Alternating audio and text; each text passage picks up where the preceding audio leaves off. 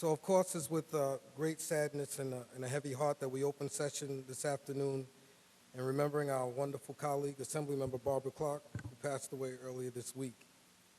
In the very near future, we will act to pass a resolution honoring her life and her work and the time that she spent here in the legislature. For 29 years, Barbara served with this House, the people of the 33rd Assembly District in Queens, and citizens across this state with conviction, integrity, and grace. There are many of us here today who can remember our first days in Albany and that warm, welcoming smile and words of encouragement that she had for each of us. She may not have always agreed with us, but she was never afraid to take a stand for what she believed in. Barbara was a bold and courageous legislator and a fierce defender for all that she held dear. Thousands of children and families across this state are together and stronger because of the issues that Assemblymember Clark made in her life's ambition to work for.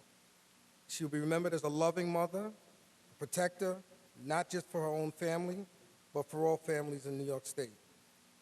Later today, in her memory, we will take up a resolution from the calendar on an issue she felt she held very close to her heart, in kinship care. She sponsored this resolution in acknowledgement of the millions of children who are living in loving and supportive homes under the care of grandparents or other relatives. We've lost an exemplary public servant, a loyal colleague, and a dear friend. And I just want to tell a little personal story about Barbara when I was first elected and we had our first retreat before I even took office. And she was a member who, of course, had more years on me. And I remember her saying to me to stand up, even for the things, even being a new member, there are certain things that new members weren't entitled to as the older members, but she always said, make sure you have the courage to tell the speaker what it is that you felt that you needed for your district and for yourself. And for her to just come to me and say that, I had known Barbara from being involved in politics, but for her to take that time before I even took office just reminds me now what a special lady she was.